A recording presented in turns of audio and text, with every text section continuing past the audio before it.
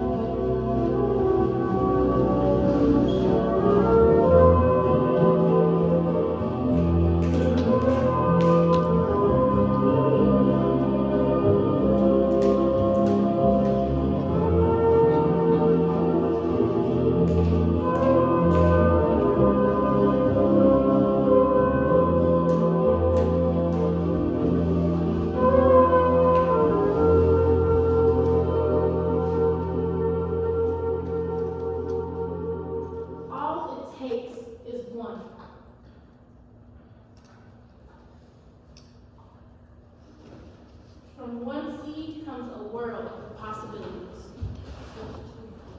Possibilities that can change communities and lives. The story we're about to tell you changed our lives. We're about to tell you about Hazel Johnson, Cheryl Johnson, Adela Bass, Stable for Community Recovery. Respire Media. Eat seeds in people's communities that changed their lives. But all these journeys, our journey started with the mother. The mother of the environmental justice movement, Hazel Johnson. Hazel was named the mother in 1991 by a group of her peers at the National People of Color Environmental Leadership Summit for her work exposing the toxic odor, or otherwise known as Olive Gardens. A housing project of the southeast side of Chicago. But more on that later. For now, introducing the mother. When I think mothers, I think of someone who's constantly caring, someone that will rush to your aid no matter what. And when I think of my mother, I think about how her love has put me into rooms that I never thought I could be in. When I think of mothers, I think of learning life skills while sitting at the dinner table. Who they stand for, and the countless people they support. They're there when they see us grow. Humanities, us right and motivate, and over the group. I think of the caregiver, provider, protector, helping love grow. They're not for you, but they know that. Their home is always a safe space, welcoming any person who cares deeply for their loved ones. Packing lunches on concrete for my children. Not one of my children is left behind. You're so old, but I'm still your mother. they care for their babies who aren't even their babies, watching their roots sprout and letting them grow. Though not all mothers have to be biological. They are house mothers, House of Love Asia. house of extravaganza. House of Goulet. All our aunties. Hey! They know that the private school is always cooking food. My dad. Hey! Your dad is so mother. Teachers who will learn graceful and our voices understood. Shout out to all my homies with the mother genes. Hold on. Debbie Ryan was very mother to them kids. Victoria Monet, she's a mother, and her music brings in that mindset. Can I just say that Beyonce is the mother? Before Beyonce got started, Lauren Hill is the mother. Now, some of us are still miseducated. Miss Jackson, Mother Janet is easily the mother. We are part of the rhythm nation. Anyone can be mother. Especially if they studied the movement. Like Hazel Johnson, the mother of the environmental justice movement. She's a legend. She's an icon. Showing us how to stand up for those we care about, how to fight for a cause that we believe in. Showcasing how important it is to never let anyone or anything get in the way of creating the change you want to create. And that's what mother truly is. The rest of the title and more of a feeling and an impact. So let us tell you about the origins of Mother Hazel Johnson.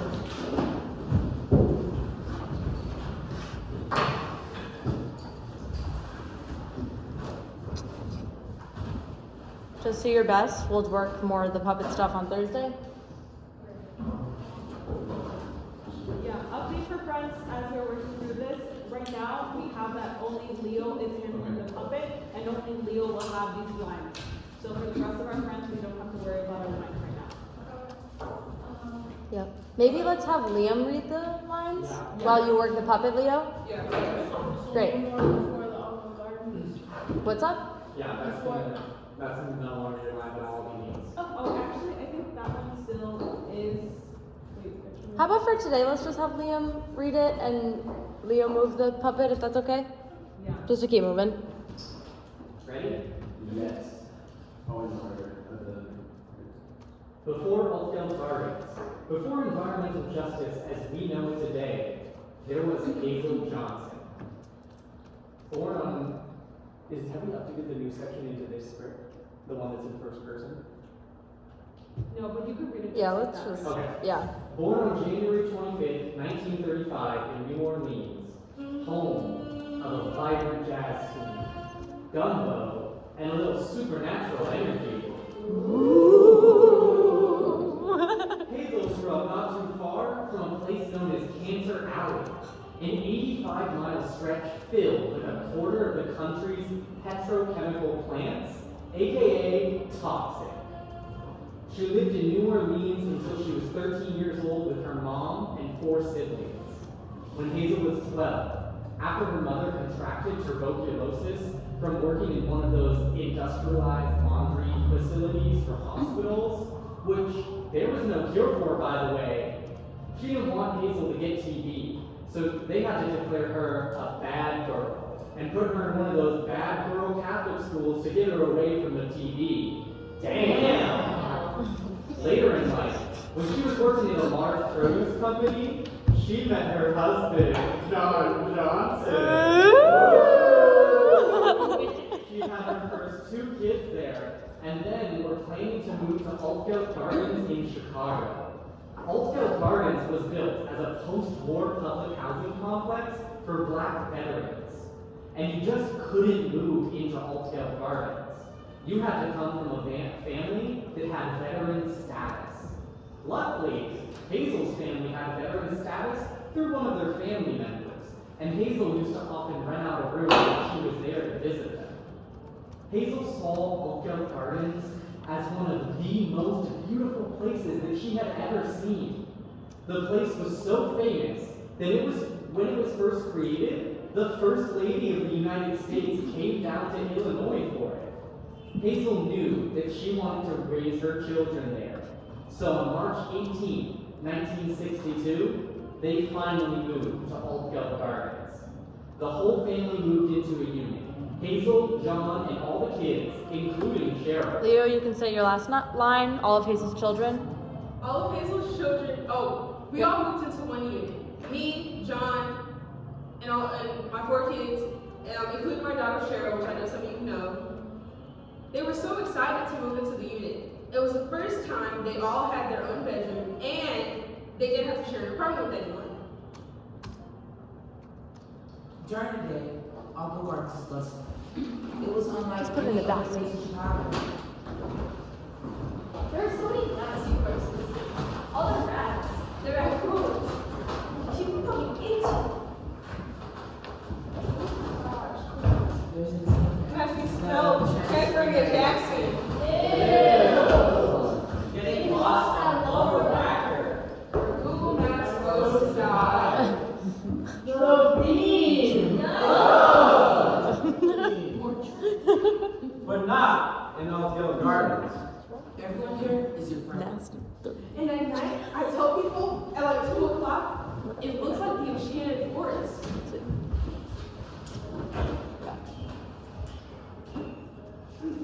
There we go. Oh, so pretty.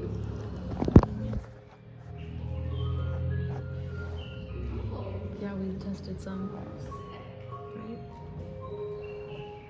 Yeah, it's really cool with the blue. Can you see ears? Can you see possum? Coyotes! On the Colorado River, we have over 300 species of birds. Lots of peckerwood. what pepper, Cheryl? Peckerwoods. I always get that wrong. Anyway, it's the most beautiful place in the world. I think people don't understand about public housing that it's segregated from everyone else who lives in the city. The people you grow up with are your friends, and they're still your friends today. And I think that this community is so supportive and connected that that's some good of it. Living here, I look forward to everyone. Just looking outdoors. But one of my fondest memories I will always cherish was when I was about 7 and I was in the annual parade. Every third Saturday of August, we have our annual picnic and parade. It's been going on for over 40 years now, and thousands of people used to come out and watch it.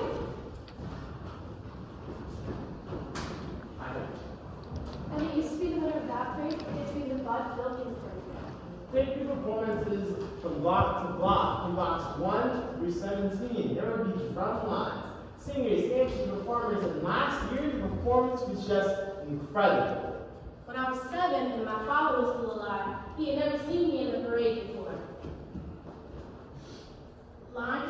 And when we got in front, Thank you. And when we got in front, got out and said, "Hey, Dad! Hey, Dad! Hey, Dad!"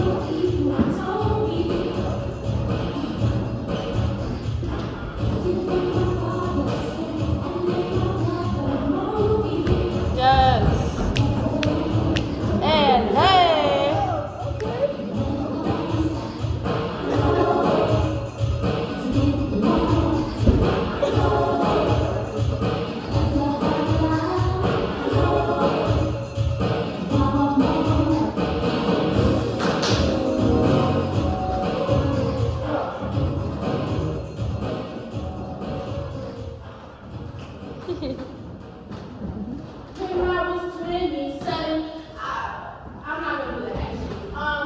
Okay. When I was 27, I went to Michael Jackson's concert around over here. And during intermission, my mom told me, "So Michael Jackson isn't gonna live past 50.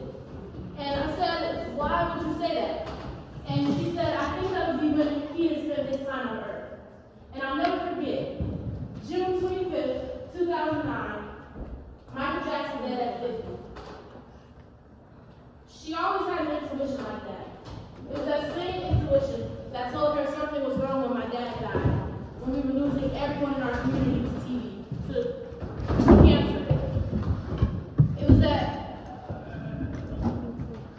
it was just like when she lost. It was just like when she lost her grandmother to TV. Oh, yeah. Oh, let's hold real quick. So we actually don't leave for the dance. Remember we changed that? So you were right. We did change this yesterday, so when the music comes on, you'll kind of just dance, but you sit down where you are. You don't have to leave completely, just because we figured out yesterday where it doesn't make sense why we have you all leave. So you sit down, and I think, for Jordan and Leo, we just kind of find your space to sit down near where you are. Okay, so how about what we do is go back to your spots you were before you exited, and I'm gonna play the control cue, so that's a fun party light with a dance, and you're just gonna dance down and sit.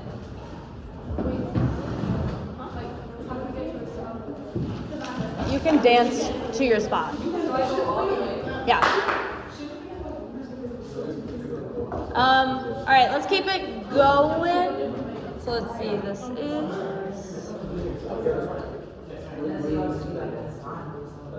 Yeah. So Okay. dance to your spots that you're getting to for the next part.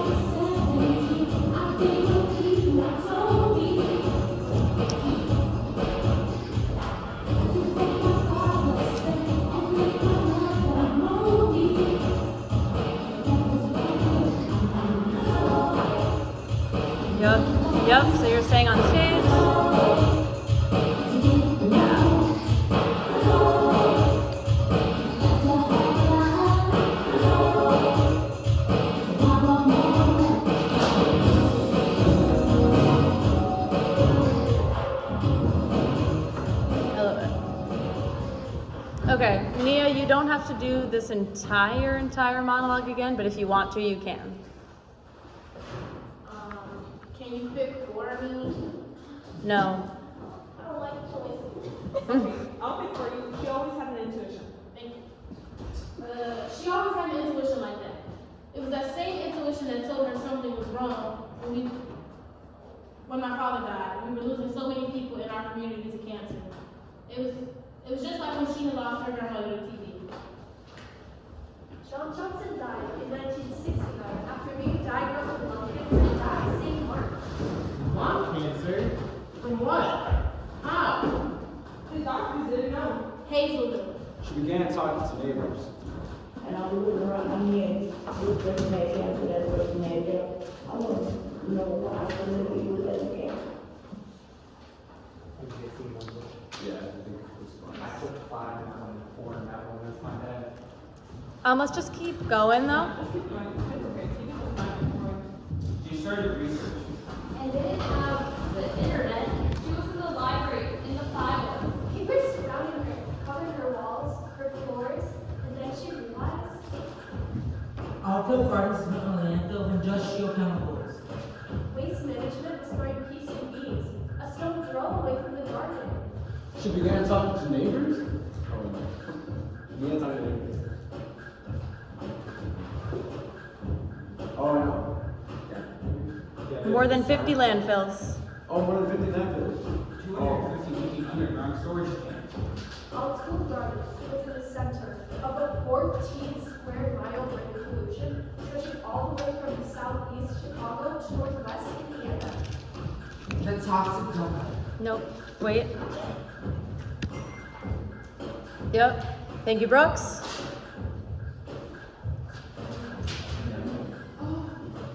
And now Toxic Donut. The toxic donut. D-O-U-G-H-N-U-T. Donut. D-O-N-U-T. Nobody could forget the name of Toxic Donut. Hazel knew that. She saw the research the zoning patterns that made communities like Outfield Gardens to be seen as disposable. A community of Black World War II veterans built in the middle of an area with clear history and present boundaries. A history that went back before the gardens were built. A history of the record.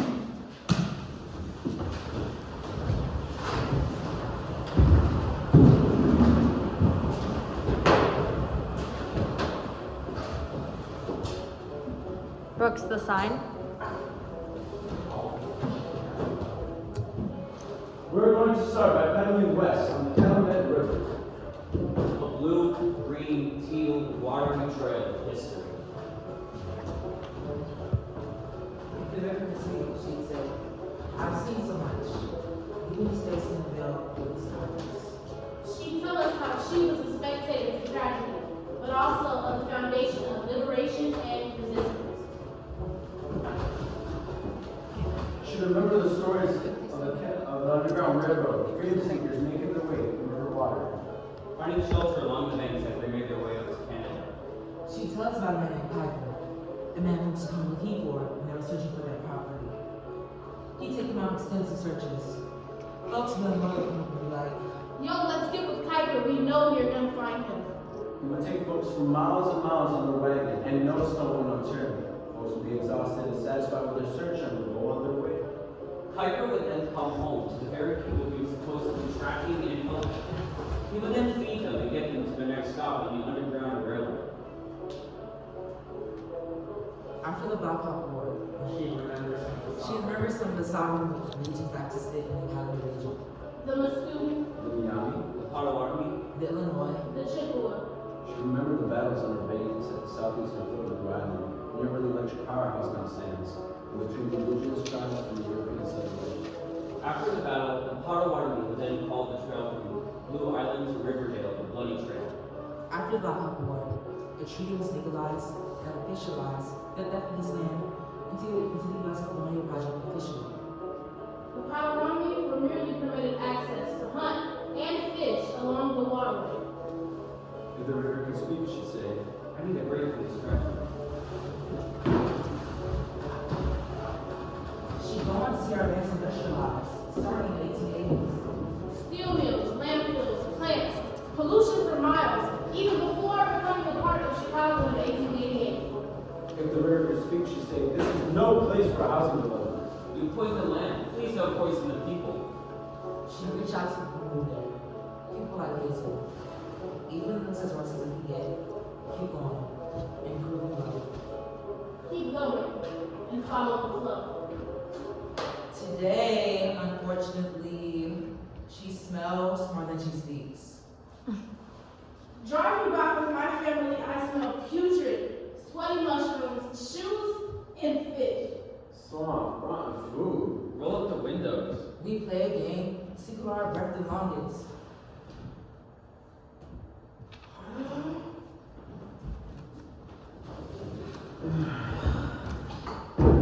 Don't want to go fishing in this water. Might have to cut out a tumor. She yearns for before. More industry. Colonialism.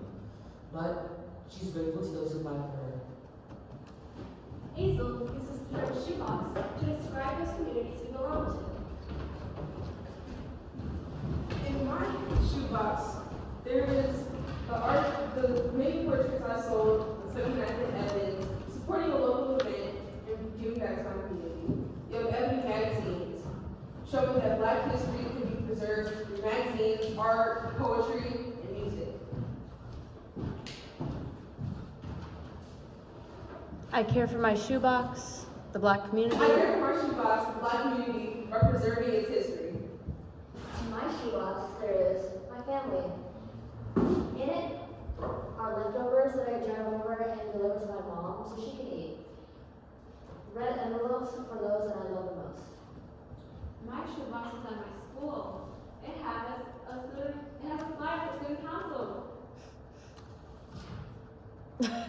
I am on student council as a public relations officer. Say it naturally how you would explain the story. I'm a student council. Oh my God! I'm on the student council as a public relations officer at my school with Angie. I take care of my shoebox by being an advocate for the students. And I volunteer for the student council every Wednesday as a chance to raise money for our school activities. It is my way to contribute to my shoebox. And my shoeboxes are Free Street, Bronzeville, and Newbury Poetry Ensemble. And one thing that all these shoeboxes have in common is my use of the microphone. With this, I use the power of my voice to tell not only my stories in the forms of writing and poetry, but just telling stories about things that I care about and people who inspire me. In my shoebox, Humble Park, there's a community of people who are always helping each other. In Hazel's shoebox, Altfield Gardens, there is love, community, and resilience. But the toxic donut brought harm and pollution to all of it. Toxic donut? That's taking too many lives. Lives honored on a yellow wall at Oakdale Gardens. We take a moment for them.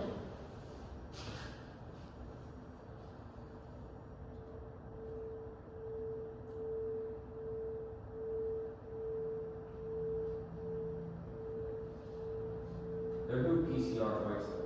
Who they fight for when the government tries to stop them from getting office space. When the local advisory council tries to take money from waste management, hoping that PCR won't shut them down. When the illegal dumping continues. A reminder we can't stop. That one win isn't enough, and even the tough times are still worth it. A reminder that sharing these moments with our community and telling these stories are important. Chicago's motto is Herbs and Horses, or City in the Garden, which makes it seem like we live in this extremely natural place, but gardens are man-made and controlled. That ethos has shaped the relationship to the city. The river flows in the opposite direction so that our waste doesn't go into the lake. But it also means that when there's a lot of rain, which is increasing due to climate change, that the water has nowhere to go. And in order to not overwhelm the aqueducts, the sewers have to intentionally flood. Oh! Keep going.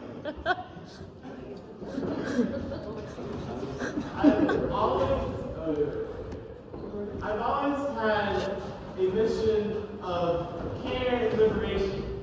We recorded this podcast, help this garden grow. And I decided I don't see see environmental justice in the same way now as I did back when we started.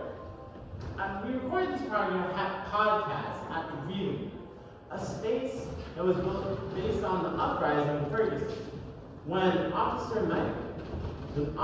Darren Wilson killed Michael Brown. In the midst of our protest, we realized that we were demanding a new world, and not just one that could be built in the span of one election cycle. This had to be a world that we could build with the people that we could touch. So, this led us to create the Breeding Room, a space for our communities to come together to speak through community issues, and also have a space for creativity and performance. And this space sits right in between Englewood and Back of the Arts. I've lived in Englewood for about 5 or 6 years, but in my current apartment for about 4. And I'd always noticed this 45 to 65-year-old black lady who would be cleaning the gutters in my streets. And I'd always think, oh man, that's so noble. And I'd sometimes wonder if she was trying to beautify the neighborhood or just worry about the waste or worry about the litter. But over time I realized that my streets flooded really intensely when they rain. So over time, I realized that this black lady was really cleaning the gutters and cleaning the leaves of our streets so they wouldn't flood. So now, I have this hole in my closet, and every time it rains, I go out and I clean out the leaves that would once be in the gutters, and I watch all those leaves that would once be filling up and causing water to overflow my community go away, swirling away like a cyclone. And of course, this isn't my job, and it shouldn't be our job to have to do this. But this is something simple that I can do to take care of my parents, to help my shoebox. I think we hold multiple shoeboxes, right? When we think about where we live, that can mean a lot of different things about where we spend our time. So, we spent months in this tiny recording studio in a 100-plus-year-old building, talking about the lessons on air pollution and all these other hazards. But while we were doing that, I started to look around the room in the building. We started running an air purifier while we were recording. The EJ lens isn't just about things outside. It starts informing you things about the inside as well. If you knew we had lead service water lines in the city, you start to realize if you're going to get that out of your water, you need to get a different type of filter to get that out of your water. This starts to impact consumer production and consumer choices. Yep. Our production also coincided with how people were living in the West Coast for years in terms of wildfire smoke in the city. For the first time, we were telling these stories at the same time while we were breathing tiny particles from thousands of miles away that were bringing the city to a halt. This helped me figure out the story differently. I live on the northwest side, and I'm on the north branch of the Chicago River. I'm on the north branch of the Chicago River, and it never freezes no matter how cold it gets. And I begin to ask, why is that? It's because the lake freezes. It's a combination of pollution and water circulating and the filling station along the river. And the filling station along the river that keeps the water circulating. And that's unnatural.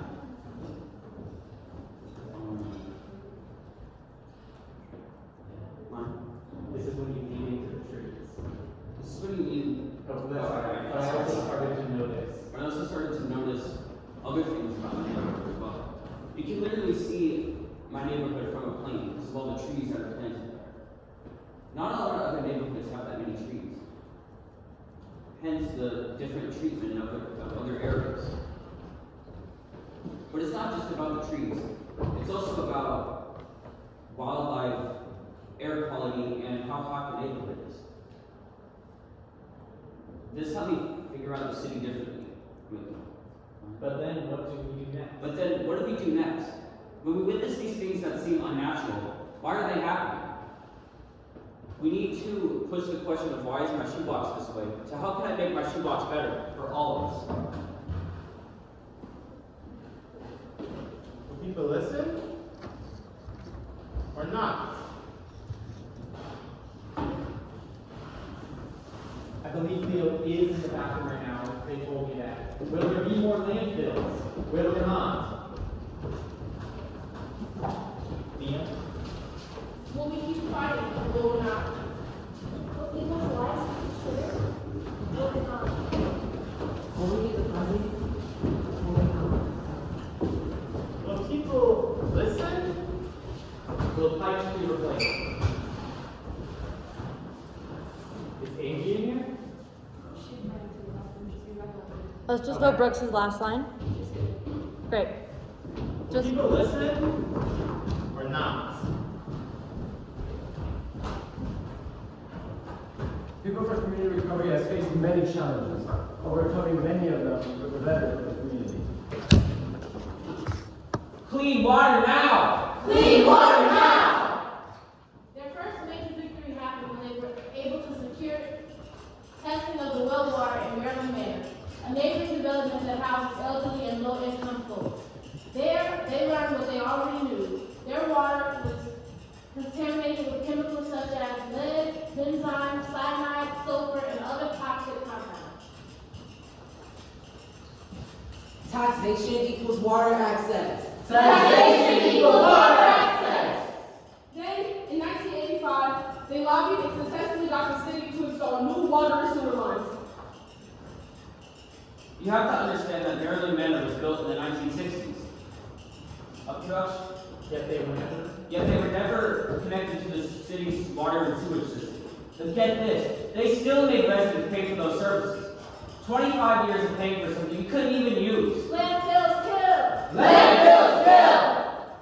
In 1987, PCR was formed Cities United Children and Environment, aka CURE. Together, they took direct action when yet another toxic waste site was developed in the neighborhood. No more dumping! No more dumping! They protested and successfully created a blockade, successfully shutting down 57 trucks full of hazardous waste for 5 hours and preventing them from being able to offload that waste. And in the end, stopped the landfill from opening. People over profit! People over profit! 17 protesters, including Hazel, were arrested, and as a result, a moratorium was passed by Governor Washington preventing additional landfills from popping up. PCR and Hazel Johnson saw what was at stake and realized they had to put their bodies on the line, or else their communities wouldn't be taken seriously. Although the moratorium was rescinded by the Daley administration, thanks to the help of PCR and other grassroots organizations, the moratorium was reinstituted and is still in effect to this day. CHA, say no to lead, asbestos, and fiberglass. CHA, say no to lead, asbestos, and fiberglass. PCR and we begin to work with the Chicago Housing Authority to begin the process of eliminating lead from housing, asbestos from pipes, and fiberglass in attics. All of these hazards led to the creation of the gardens. However, one hazard led PCR to fight one of the biggest battles ever faced.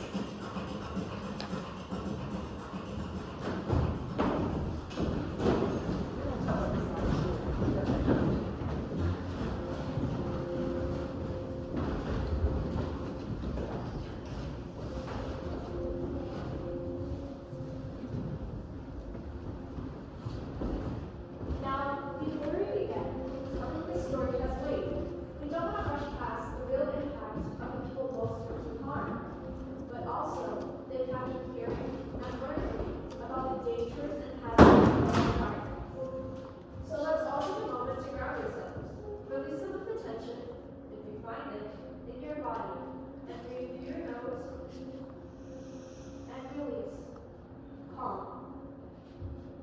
Thank you for taking that moment. We are now going to learn about one of the most grueling fights that Hazel, Cheryl, and PCR led in response to one of the most significant acts of environmental racism documented on our planet, the dumping of PCBs in the middle of multiple gardens.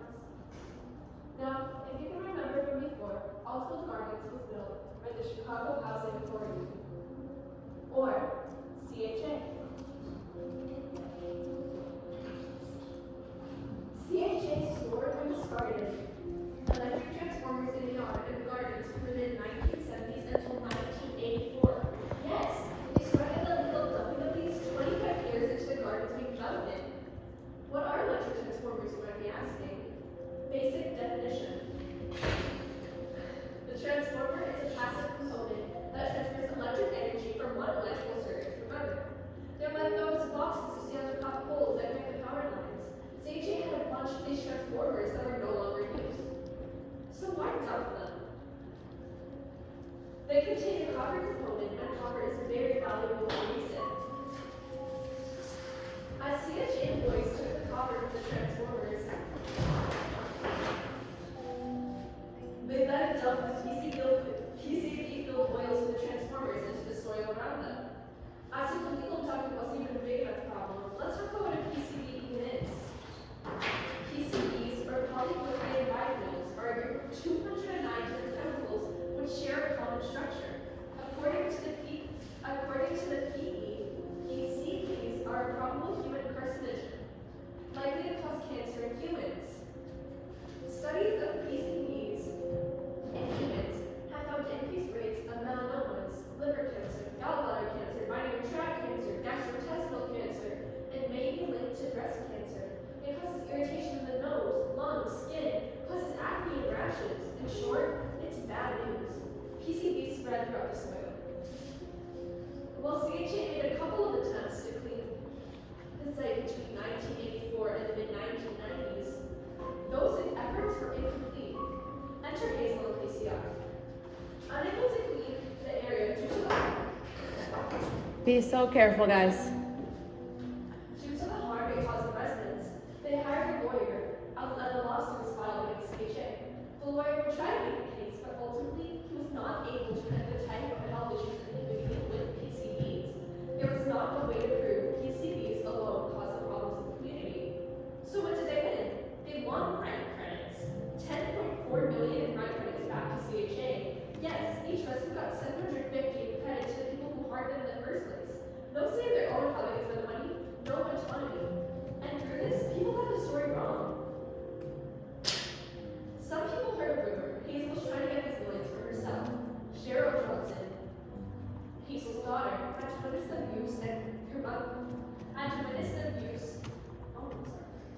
Cheryl Johnson, Hazel's daughter, had to witness her mother go through these hardships. She witnessed the abuse that went through she witnessed the abuse that she went through from elected officials and other community leaders. But no matter what, Hazel stuck her ground. She had courage. She didn't have technical knowledge and expertise in chemicals, but what she had technical knowledge and expertise about was the people who lived in her community, on what made people healthy. She was a mother. She had 5 kids. When you need to have healthy kids, when you needed to have a healthy community, she was clear about that.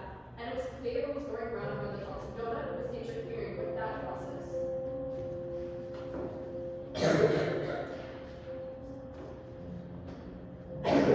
Mother part 2, so Leah, Nia. Just do what you have. We're gonna work this tomorrow.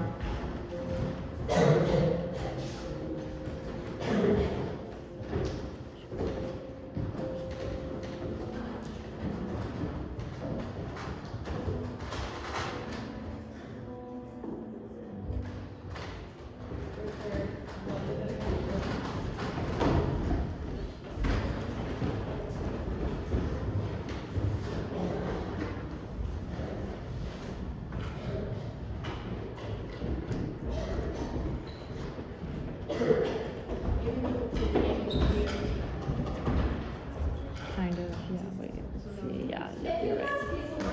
What would it be?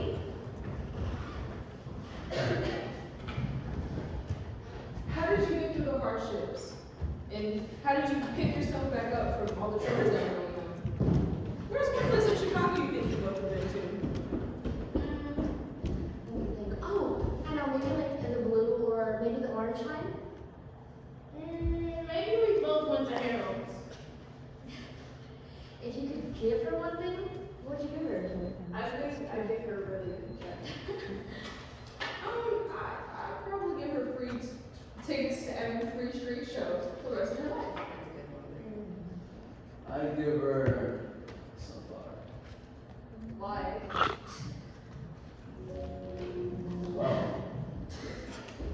Hazel were a flower, she would be a sunflower. Tall, bright, strong, blooming towards the sun. Growing up, my sister would bring sunflowers and would place them all around the house, transforming each location into an aroma. My dad transformed our garden, planting his favorite cactus in the backyard. I live on the north side.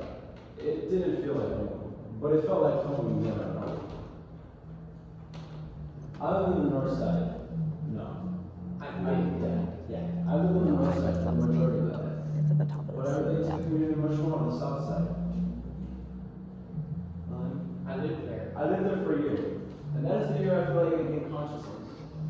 I remember my first memory for the first day of kindergarten in backyards. I remember my mom helping me button up my shoe before I left for school. I remember visiting my grandma, since she lived right across our apartment. I remember holding my mom's hand as we were walking to school. The weather was nice, and I often took the first trip.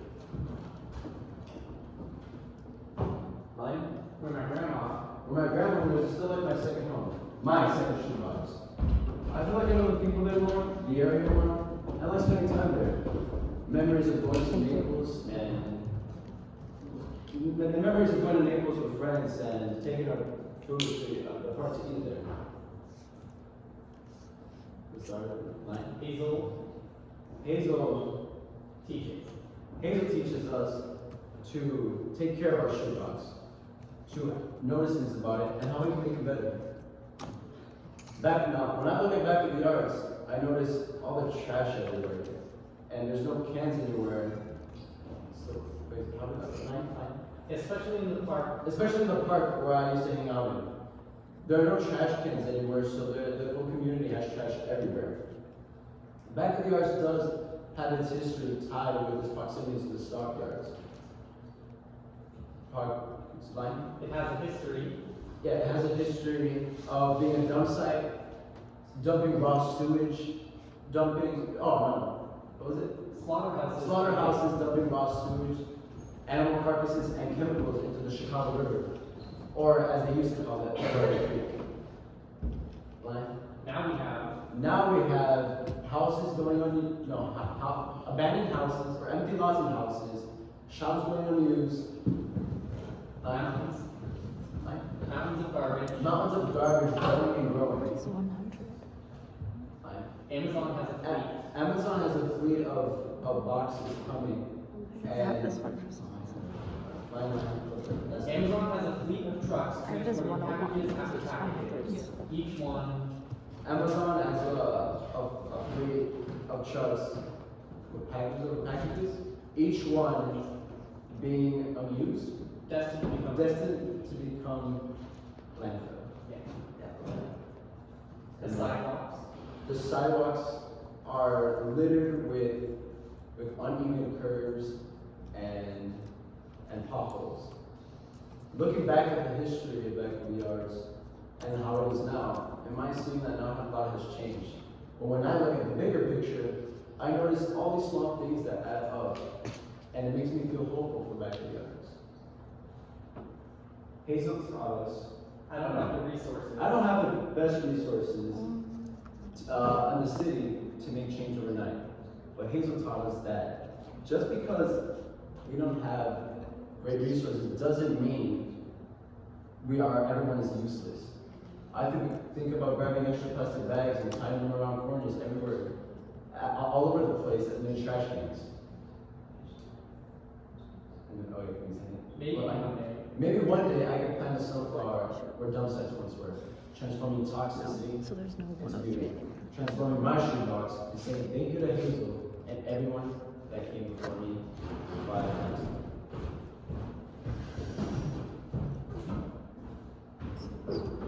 Yeah. We, the people of color, gather together at this multinational People of Color Environmental Leadership Summit to begin to build a national and international movement of all peoples of color to fight the destruction and taking of our lands and communities. Do hereby reestablish our spiritual interdependence to the sameness of our Mother Earth, to respect and celebrate our cultures, languages, and beliefs about the natural world and our roles in healing ourselves. to ensure environmental justice, to promote economic alternatives which will contribute to the development of environmentally safe livelihoods, and to secure our political, economic, and cultural liberation that has been denied for over 500 years of colonization and oppression. Just keep going. Resulting in the poisoning Down. of our communities and land. Or sit there at the edge genocide if you get too far. Do affirm and adopt these principles of environmental justice.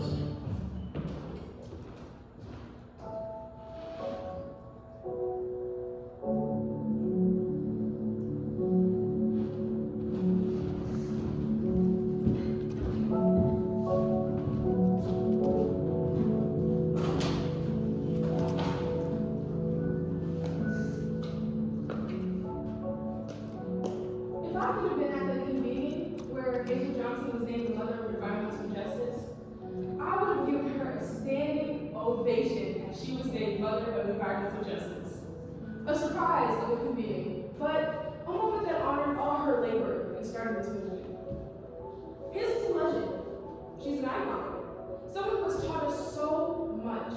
But something I've learned through learning about her is that she didn't expect anyone to fill her shoes as she passed on the torch. She just wanted them to take her lessons, apply it to themselves, and their current community needs. You know, I saw this video online the other day on how people, if there's somebody who's like, where's the MLK of our day? I wonder why we're looking for replicas. You don't have to be someone else to be as important as they are. We learned from the leaders. We learned from the leaders of the past, but they got done what they need to speak up. It's a new time now. We should encourage. We should encourage people to research their communities, what's happening to their neighbors, what's going on, and who's already doing the work.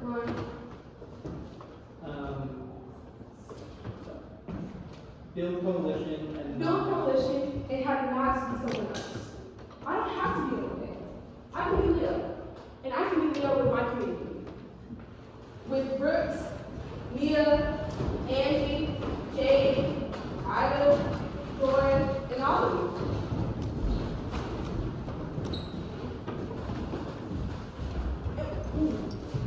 we don't have to do it all. We don't have to do it all alone.